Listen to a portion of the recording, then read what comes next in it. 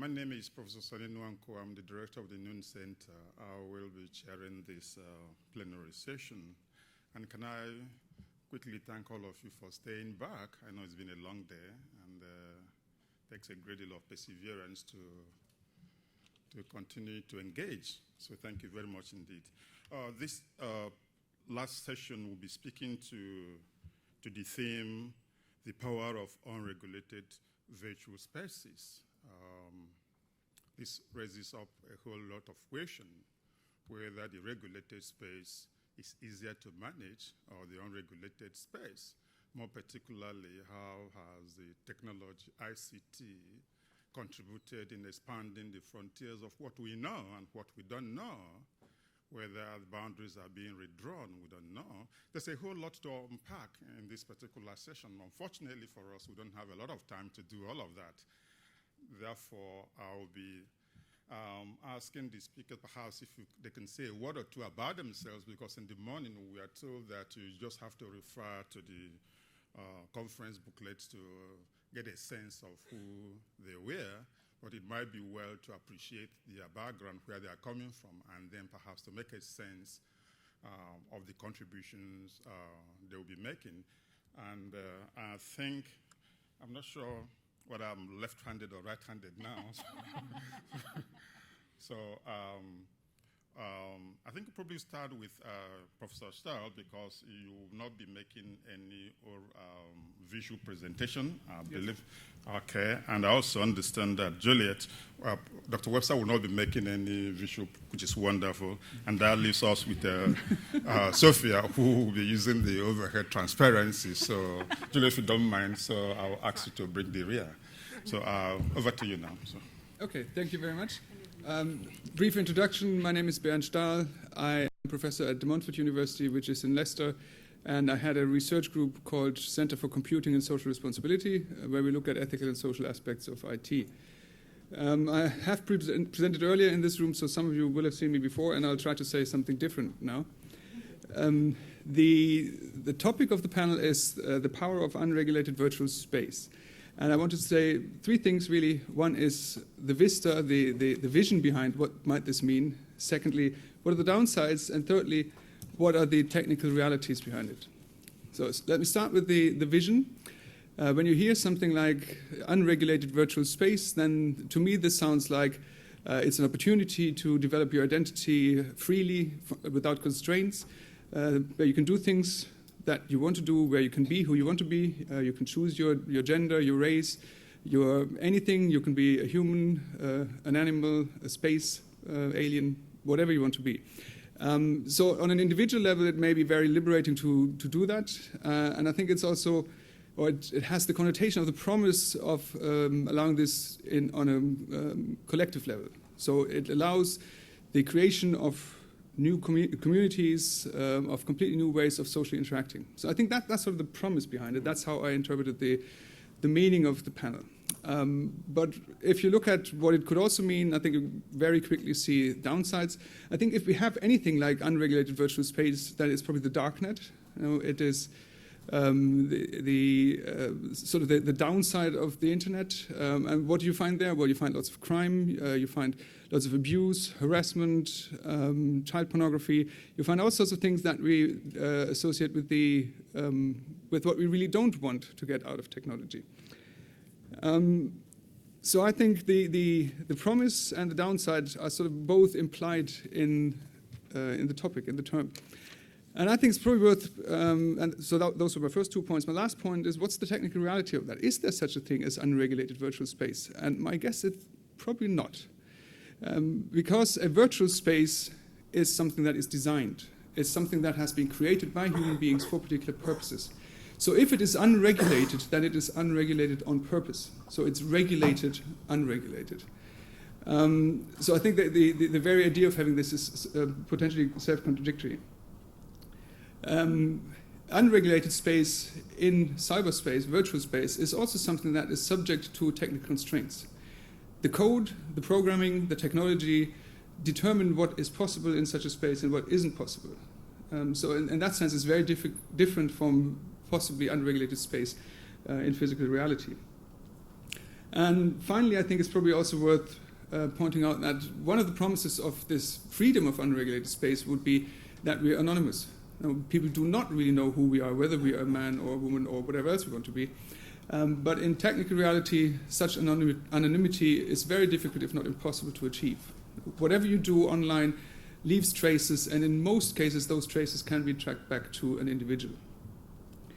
And my final point then is, given that there is, in my mind, not really such a thing as unregulated space, and that you can be traced, one should also look at who owns the space, who are the people or the institutions with power behind them. And all unregulated space, I think, is subject to potential exertion of powers through governments, through big corporations, through organized interest. And I think I'll stop here with the big question mark, is there such a thing as unregulated virtual space? Thank you. I think this is something perhaps we might throw to the floor at the end of the day, because like many of you, I'm looking really for something to take away from the shelf, something I need to put in my trolley, and perhaps something I can probably put back again for either for research or for policy evaluation. Can I now turn to Juliet Webster, if you take it from there? Thank you. Well, thank you very much indeed. My name is Juliet Webster. Although I'm English, I run a research group in the Open University of Catalonia in Barcelona on gender and ICT. And I'm also a working group leader in an EU cost action on the dynamics of virtual work. And it's about that I wanted to say a few words just now.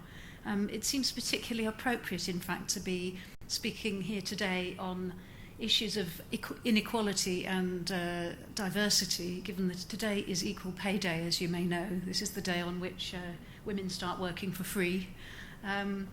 And these are issues I want to touch on briefly in my short presentation. The cost action on virtual work that I'm a member of is concerned with the dynamics of virtual work, and we define virtual work as labour, whether paid or unpaid, that is carried out using a combination of digital and telecommunications technologies and or produces content for digital media. So that's how we treat virtual work. Virtual work, then, is the work that is all around us at the moment. It's particularly characteristic of the creative and cultural industries, but not exclusively so. And I want to just mention three aspects of virtual work, which I think have a gender dimension, and particularly a gender inequality dimension that needs our serious consideration and action. The first, in my view, is that virtual work is delocated work. So virtual work is work that is transferred from workplaces or conventional workplaces to the home, or to public transport, or to other public spaces, or indeed relocated from developed to developing economies. So call centre working, offshore information processing, home working, working from cafes, work that we do as academics, all of those are manifestations, different manifestations of virtual work. And those developments are gendered. They're particularly so when we talk about the transfer of work into the public space or into the domestic sphere, because the domestic sphere most particularly is not an uncontested and neutral space. It's a space that has always and forever, not forever, but has certainly since industrial times been associated with the feminine domain, and it's a space in which labour has traditionally been performed for free. So when you transfer paid labour into the domestic space, you immediately run up against a relationship between production and reproduction that raises a whole set of issues of concern, which I'll come back to in a minute. But the global circuits of labour that were referred to earlier this morning also, I think, reproduce gender inequalities in manufacturing, for example. And some of you may well be aware of some of the research that's been published recently on the original equipment supplier, Foxconn, which has been associated with a number of suicides, and which is also associated with very oppressive and exploitative labour conditions. So these kinds of dynamics of work I think raise huge issues of concern for all workers, but particularly for women who conventionally, globally, have been placed at the bottom of the labour market. That's the first dimension of virtual work. The second dimension of virtual work that I think is important is that it's precarious. By which I think it, and by that I mean that I think it typifies the labour insecurity which is a growing feature of most Western economies. And it's particularly associated with the growth of things like freelancing and labour outsourcing, which can now increasingly be done online. The internet then supports and reinforces trends in this direction through services like eLance and Odesk. And those types of employment also have their gender inequalities. And I'm thinking here particularly of work by researchers like Rosalind Gill, who have done studies of what are sometimes called cool creatives. She's talking about cultural workers and their access to equal pay, equal opportunities, and work in general. And she finds quite marked gender inequalities, and in particular she points to low pay among women. She also points to bulimic working and a lack of equality of access to good jobs as freelancers. It's worth pointing out too that social protection for workers like these, online workers, is much lower than it is for other forms of workers, and social protection is an issue for women, particularly for women, because they're already overrepresented in poorly protected employment.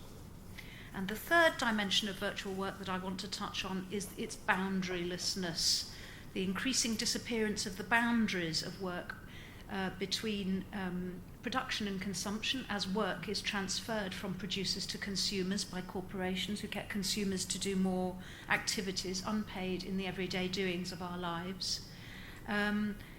Through the consumption of online services, through what is called playbur, through social media. We're all working for free much of the time. The boundaries too between workspace and home space, as I've already said, are disappearing, between home time and domestic time or labour time, between production and consumption, and production and reproduction. They're all being broken down, I think, through virtual labour.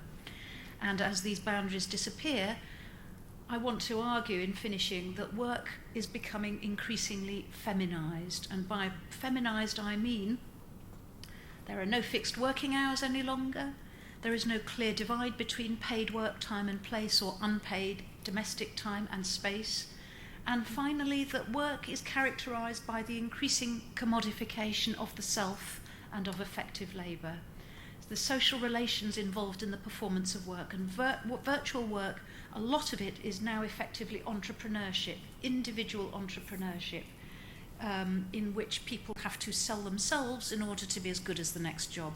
This is social reproduction by any other name, and in fact I think that this is what Leopoldina Fortunati, the well-known Italian feminist, has dubbed it.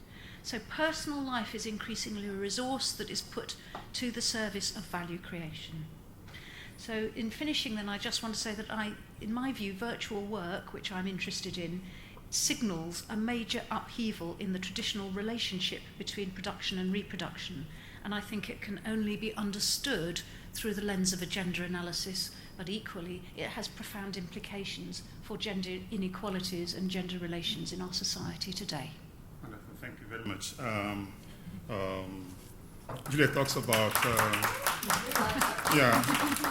very awful lot to unpack in there.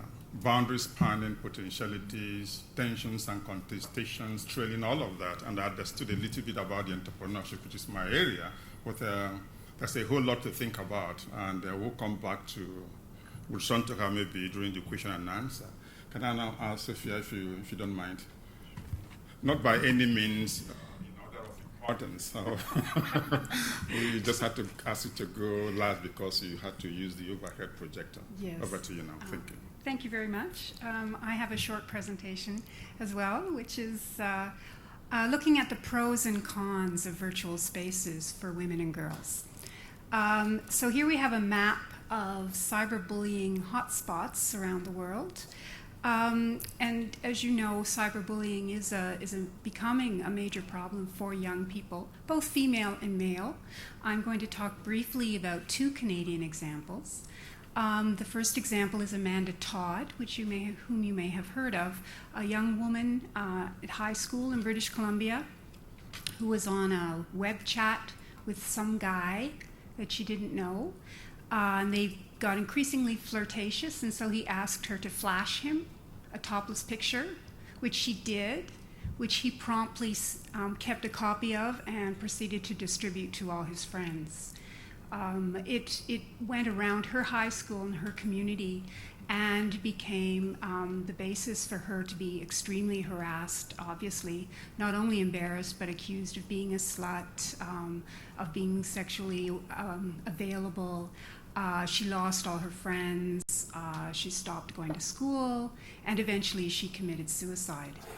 And so I'm going to just show quickly a picture of the first frame of the video that she made herself before she committed suicide. And I hesitated to put this up, but her family has actually maintained this video as part of an anti-bullying campaign, in which she uses flashcards to explain what happened. There's no happy ending to that story, but that is one of the real issues for young people today. Similarly, in Canada, a young man also committed suicide after being the target of threats and harassments for coming out as a gay person, as a gay young man. The other side of that was that it prompted an international campaign that Lady Gaga was part of, as well as some very high-profile people in Canada called It Gets Better, where you may have heard of that campaign. This is a picture of Brianna Wu, who is based in the US. She's a video game developer, and she's the target of Gamergate, which you may also have heard of, in which she made some comments about some of the male orientation of video games and promptly became the subject of many severe threats to her life, threats to her family. She was, I forget what they call it, but her home address was posted on the web and her social insurance number, and people were encouraged to go and hurt her or kill her. And she actually did move out of her house for a while, moved her husband and her family out of the house for a while as a result of threats. And similarly, another woman who critiqued the gender roles in video games was subject to similar threats. She was scheduled to speak at the University of Utah a few weeks ago and had to cancel her presentation because a threat was called in where someone said that there would be another massacre at that presentation. And since in Utah you're allowed to carry a concealed weapon, and the university decided not to screen anyone for concealed weapons, she decided to cancel her presentation. So this is the really negative side of what the internet and social media and the unregulated use of these spaces can mean for people in the society. And finally, just very briefly, and part of the reason goes both ways. Part of the reason this is allowed to happen is that the tech sector is dominated by men at this point. And that's also part of the reason why the tech sector is dominated by men. So I'm just showing here the results of our global study, which show that between enrollment in science and engineering and workforce participation in science and engineering, you see a drop of 15 to 40 percentage points, depending on which country you're talking about. So that's also a negative aspect of the digital society that we see today, the real absence of women. And if you looked just at engineering and physics numbers, the numbers would start out lower and they would drop to even lower percentages of 10, 11, 18% in many of the countries we looked at. But let's look on the positive side of how the digital society can be a positive force. And this is Harassmap in Egypt. It's actually started out in Cairo. It's an application developed by a young woman in Cairo.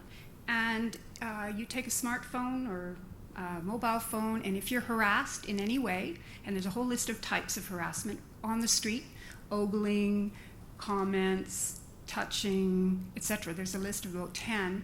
You map it, you mark it down, and you send it in. And you can see where in the country and in a city the most incidences are. They also have a community volunteer force that goes in and into these neighborhoods and talks to people about what's happening, lets them know what's happening, and talks to them about what can be done about it. And the data is also made available on the internet.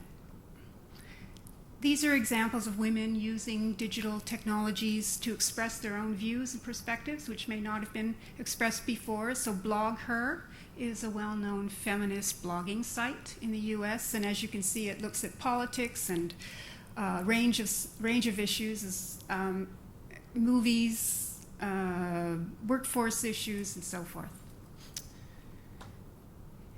It's been beneficial in parts of the Middle East for women who are otherwise restricted in their movements or in their access to institutions to be able to attend school or to start businesses, run online businesses. There has been some suggestion in Saudi Arabia that online communication may be more possible between women and men as a result of social media, but that's not really been determined yet. And so it provides an opportunity for women who may otherwise be very restricted to be in touch with the larger world. And as these women in Philippines will tell you, knowledge is power. And this is a women's information center at which women can gain information on anything they're interested in: healthcare, reproduction, job prospects, develop a business, online education, and so forth. So I thought that would be a nice way to end off, that there are risks, there are lots of problems, and we've heard a lot of both today, but there are still many opportunities for women and other groups, as we say in society. Thank you. Thank you. Thank you. Right, we now go into Q&A. If I may crave your indulgence, I'd like to take the first question, which is actually sent over through the cyberspace, I understand. And this is from Trinidad and Tobago. And the reason I'm taking this first is because it latches on to the theme, the topic explored, or perhaps by Sophia. And the person asks, with the advent of technology and the fact that social networking is becoming increasingly prevalent, how would you treat cyberbullying, especially in a cosmopolitan society like Trinidad and Tobago? Is that something you want to start with, Sophia? Well, I can start.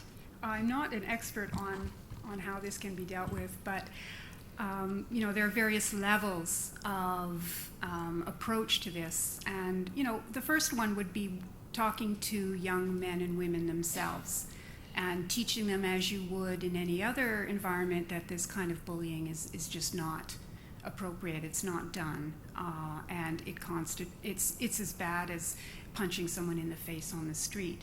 And to work with young women in particular, or other young people at risk, to help them realize the risks that they're at. And this is a problem not just in relation to pictures of themselves naked or whatever. People are putting all of their information up on the internet, making it freely accessible. And I think young people in particular need to realize the risks that they're running by doing this, and that it's not all a beneficial activity, and they may be revealing more about themselves than they should. So there's a real role for education of young people. But I think also that, as our previous speaker said, no one is really anonymous. And while people can so-called anonymously circulate these pictures, there are ways that they can be tracked down. And I think this is where laws and enforcement needs to come in to let people know that this is a crime. This is not just a game. This is not just something that they feel like doing one afternoon, but that it's going to have implications, whatever those implications are. And that is as far as really my knowledge about internet regulation goes. So I will stop here and let someone else comment. Does any member of the panel want to contribute to that? I think I would support the fact that behavior that is unacceptable offline should also be unacceptable online. And I think the distinction that we draw traditionally between things that we do online and offline probably doesn't work particularly well. And in that respect, I completely support the point that law enforcement at points where you do, or where things are done which are unacceptable, simply needs to be put in place. And I think that's a long way towards the solution of the problem. Hi, Juliet. Yes, I agree with both of the two previous comments. It seems to me that as far as the gender dimensions of cyberbullying are concerned, at any rate, we're talking about a whole set of ways of seeing women within broader society which are largely derogatory and undervaluing. And I think that cyber or any other form of bullying is reflective of our general social attitudes which largely demean women. So I was very persuaded by something I read recently which suggested that we should do away with sex education in schools and instead consign sex education to biology and have something called gender education, which is about teaching young people how to relate to one another, both sexes, and particularly so that teaching young men to think of different ways of relating to women that do not objectify them. Because it seems to me that certainly some of the cases that you described there were very much about objectification and objectification online. So perhaps, at least for the younger generation coming through the education system, we might think about reframing gender relations through education, through some kind of specific gender education. I was very persuaded when I read that argument made. Good. Technology can be a force for good or for bad. It's like a minefield. Put a foot wrong, we are blown away. Any questions from the floor? Anybody who... just wanted to make a comment. Yes, comment will be fine too. Your name, if you don't mind. And My name's Lynn Chong. I'm from Bolsover District Council. In a previous role, not in my current role, had responsibility for sort of leading on domestic violence in a local authority in a health area. Actually pursuing and actually stalking people and mapping their movements through the use of technology has proved very significant in terms of controlling a partner or an ex-partner and of locating them and monitoring what they're doing. Women's Aid, for example, used to have online advice about how to remove the tracking data from your phone. Things have moved on from then, and this does concern me. Not being stalked by an ex-partner, but it's certainly been stalked online for some of my blogging activity. I'm not particularly worried about that, but I think in terms of controlling people, we really need to think actually about, it is an unregulated space, but maybe some things need to be more tightly controlled, and perhaps people who are subject to that kind of harassment, stalking from a partner or ex-partner, really need to know much more about how to protect themselves online and how to erase some of that history. It's just a comment I wanted to make that links to the cyberbullying. very useful. Yeah. I thought that was amazing what you said about gender education. I completely agree with you. And I suppose I'm a coach, so I like actions, and you kind of like think, well, how could we make that happen? Like, we're having a conference here. There's probably amazing people in this room. Well, could we make it happen? $1 million question, if I may say. I was going to say $1 million, but they said somebody did before. Oh, okay. I'll introduce myself, but I was here this morning, Yes. Nancy Hafkin. Yeah. If I could just make 3 quick comments, one to each of the panelists. Dr. Tutley was talking about if it's illegal offline or objectionable offline, it should be online as well. One of the recent innovations in apps from the US are adultery covering apps. And this one is gender neutral because it's being used both by men and women to cover up extracurricular sexual activities. Things like giving them a private number so that any particular calls can go to that number, and also removing photographs, that sort of thing. And sometimes the US is where it all starts and then spreads, and this is one of our latest innovations in mobile apps. Juliet, I don't know if you said this, but I think if you did, I just want to underline it. When you talk about the feminization of remote work, I'm sorry, I forgot the terminology that you used with Virtual work. Of virtual work. There was always the old aphorism, women's work is never done. And the feminization of it, one aspect of it is for those who work assisted by technology, the work is never done. Even when you're on vacation and you're in a 13-hour different time zone, people expect you to pick up, respond, send your attachment, and that too very much resembles traditional women's work. Yeah, absolutely. And Sophia, I was just thinking that the cyberbullying has got many divisions that we can talk about, and one specialty is one that you described, and that is sexting, and which is a form of it results in cyberbullying, but in and of itself, it has become a tremendously used and common phenomenon in the U.S. And the Atlantic Monthly this month is purporting that it is now considered absolutely normal and standard and expected behavior among most 11 to 17-year-olds in the U.S. And obviously it results in a great deal of danger in the sending of, sexually explicit text messages, but accompanied by either provocative or nude photographs. And the danger is much more for the girls than it is for the boys, because the boys, people would just laugh and say, oh, it's boys at their antics again. But with the girls, it leads to depression, bullying, social isolation, and many cases of suicides.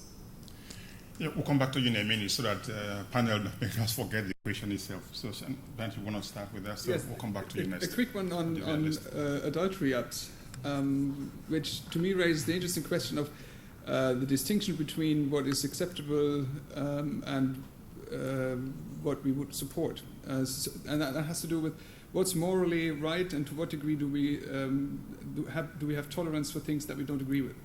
And I think what would be missing, or what would be good on this panel, is to have a strong advocate of free speech who would say that we're very much in danger of turning into censorship here, all for the greater good. But we should be able to tolerate things that are not strictly illegal.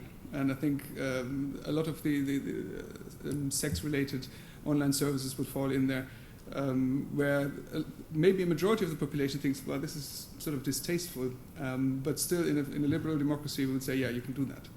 And I think from the point of view of equality and diversity, it's an interesting question to ask, at what point does something become so unacceptable that it should be outlawed, should be criminalized? And I think that's where harassment, cyberbullying, and so on really poses interesting conceptual questions. Because it's not clear to me at what point I would say, this is what you can do and this is what you can't do. Yes. Let me just respond to Nancy's middle point. Yes. Woman's work is never done. There's another old feminist remark as well, isn't there? The personal is political. And I think that virtual work delivers that one back to us in spades as well, but not in the sense that it was originally meant. The personal is now political again, I think, in the sense that the personal is being commodified and recommodified and valorized all the time. And in the sense that it then has an economic value, it has become political. So that's kind of just an addendum to your remark, really, Nancy. Yeah. Any reaction from you, Sophia? Yes, I have a quick question. Yes, in response to the two comments about cyber stalking and sexting, what I would say is along with gender education in the schools, is there needs to be updated digital literacy education in terms of how do you act online what is a risky behavior, what is not a risky behavior, what's appropriate, what's not appropriate, and what's criminal and not criminal. And I think if, kids know this stuff from the age of 3 to 5. My nephews started on the iPad at 3 years old. They know how to use the technology, but really there needs to be that complementary training on the use of the technology and implications of the technology. Good. Yes. Good evening. My name's Akuya Ejapong. I'm the Corporate Lead for Equality and Diversity at Kent County Council. I just want to pick up on just one point around bullying. I just think that we need to be careful not to assume that this is a gender-specific issue, and I'd like to just cast your mind back to the presentation this morning when we talked about multiple identities. So some of the things that we experienced, because I did some work around early intervention last year, is that when we talk about bullying, whether cyberbullying or physical bullying, identities come into play. So there are real issues around gender bullying. But if you're a young man and you are now discovering your sexuality, if you're gay, if you come out in a community, those vulnerabilities also exist. So I think we need to not only look at it in terms of the gender context, but in terms of the other protected characteristics that define a person's identity. Also, I think it's almost a bit of a kind of a word of hope. At Kent County Council, we have a brilliant e-safety officer called Rebecca Avery, and I would advise anyone who wants to consider working with young people around internet safety and all those issues to contact her.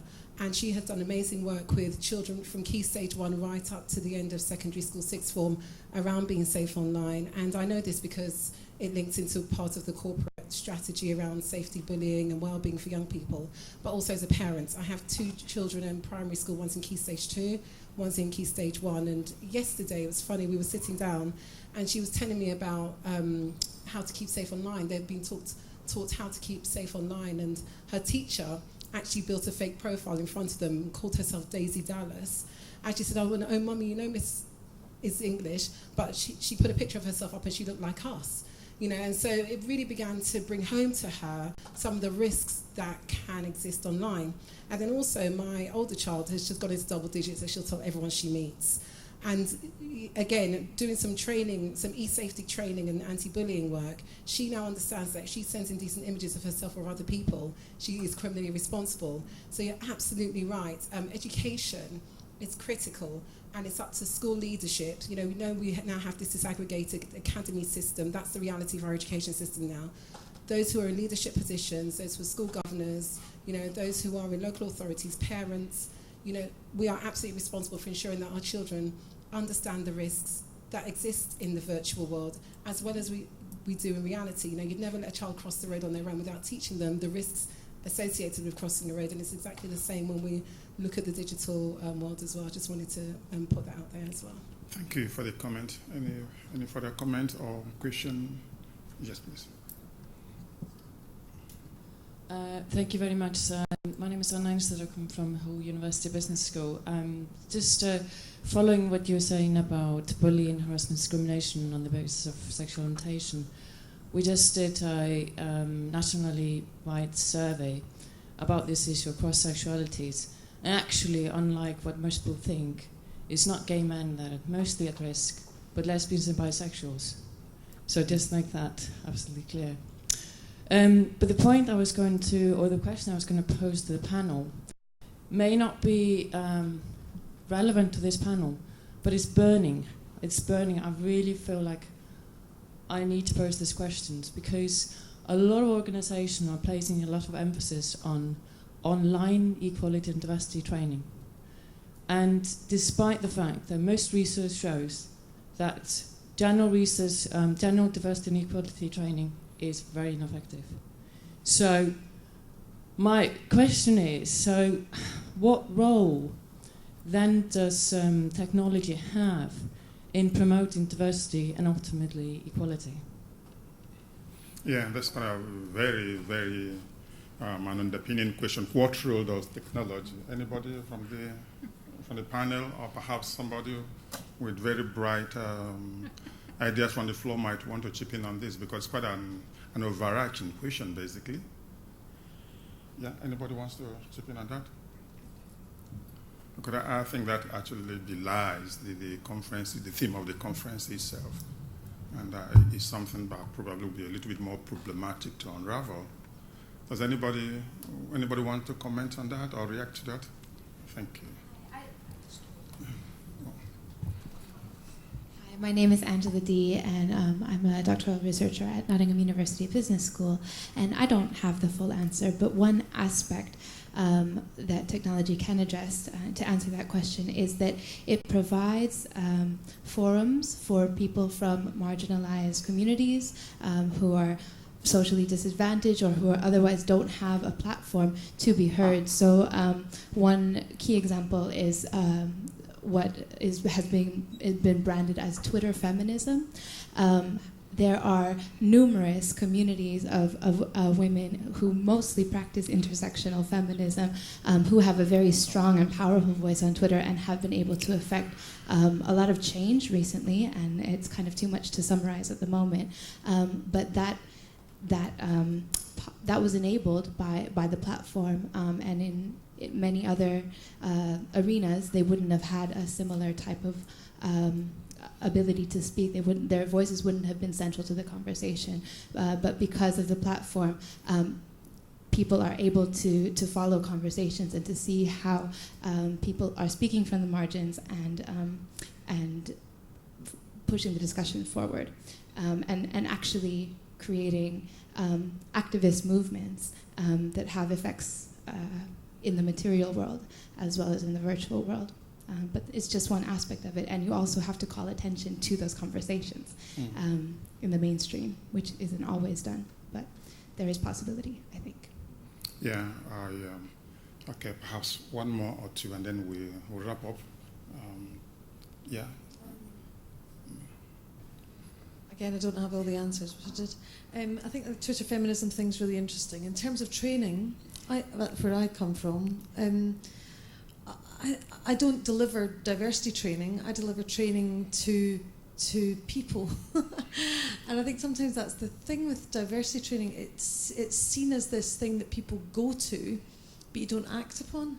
So I think if it's rebranded in some way, like I talk about branding, how you brand yourself, and then it can be from an authentic place. But I'm really curious about why, because I've read the data as well about why diversity training doesn't work, and it could be around the fact that you've got to get everybody around the table rather than, do you know what I mean? It's like maybe it's directed at the wrong people.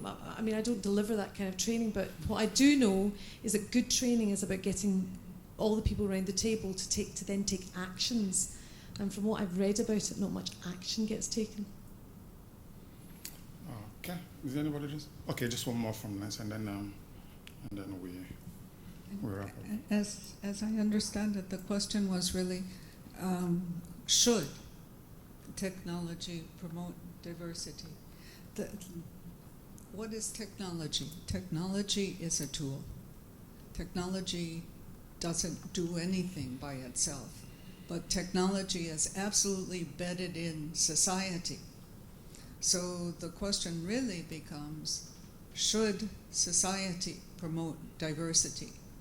And everybody in this room today certainly feels that it should, and for many reasons, either for the human rights and the rights argument, or for the public good, for many arguments.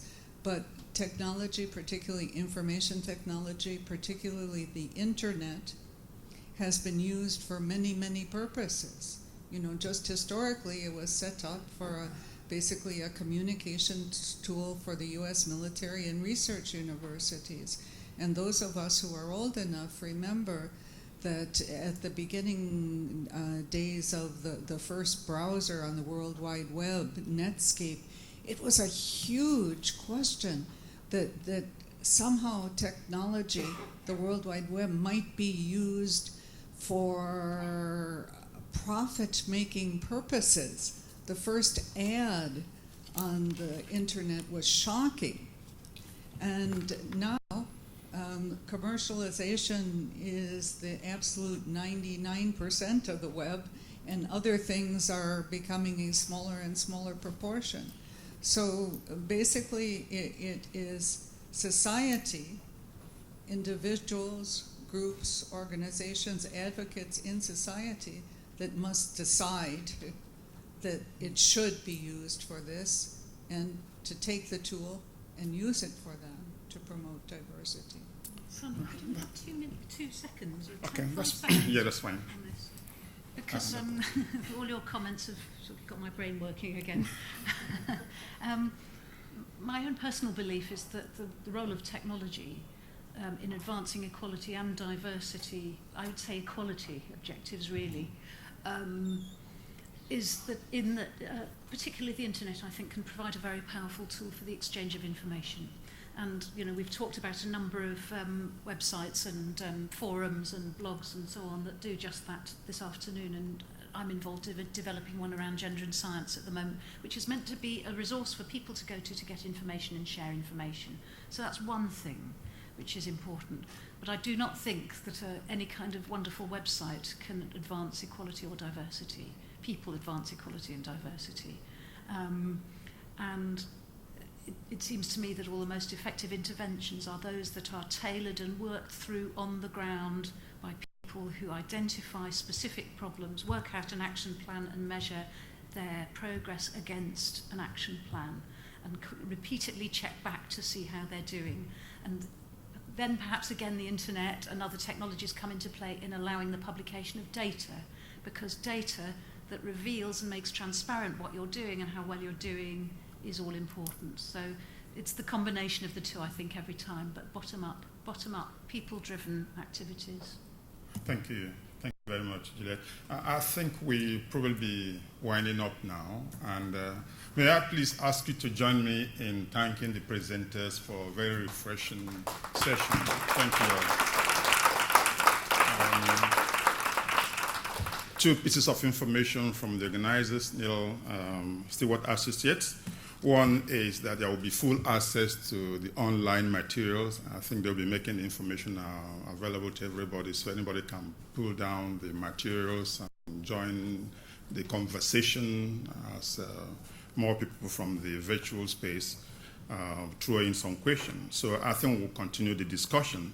Second is the evaluation form, which is included in the pack, and they'll be grateful if you could perhaps spare a minute or so to complete the form itself. We are hopefully expecting that the Vice Chancellor of the University, John Jogan, would have been here, but he's not here at the moment. So in his absence, I think we'll do the needful. For me personally, it's hugely problematic to try to summarize all the issues that have been thrown up this evening. Different presenters demonstrating different intellectual purposes and practice approaches. And this is understandable for those of us who have our specialisms outside of diversity and equality arena. You begin to understand that in all its dynamisms, how so eclectic and how so relativistic this subject matter is. And we can understand that, and this gives me hope. It is not a disadvantage in a way, because it tells me that it is an area that is hugely fertile for further exploration, meaning essentially that researchers will still continue to have a field day in not only perhaps engaging the discursive construction, and what I hear all of today, on our side really in this field, is different attempts at constructing and reconstructing the discursive practice relative to diversity, and this is huge. And the more you engage all of this, perhaps relate this to its temporal and spatial dimension, then we begin to see how problematic the subject itself is. And sometimes we are exhorted in academia to narrow the gap between town and gown, making academic research more relevant to the world of practice, world of practitioner. And I think that's something we are struggling to, most of us have really struggled with. So having this kind of arena is, I think, is a very fertile ground for that engagement, and I will hope we will continue to do it again.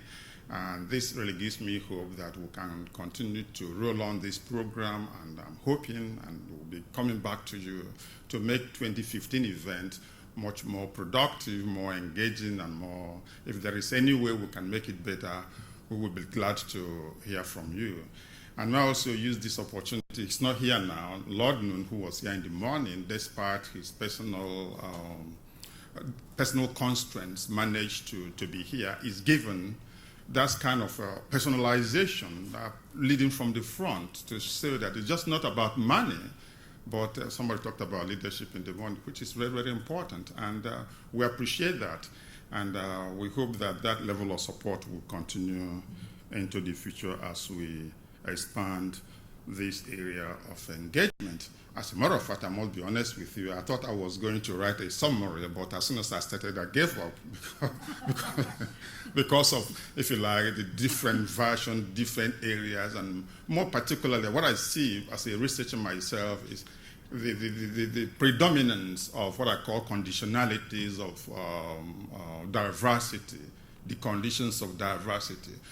What remains for us to begin to explore will be the relational dimension. It's just not about the conditions of diversity, but how it manifests itself, and then begin to pull out if there's anything like best practice approach. It's one terminology I don't actually like to use, the so-called best practice, but we can begin to understand what is successful, under what condition they were successful, what lessons may be learned from one context to another. I think that will actually help us to move the discussion further.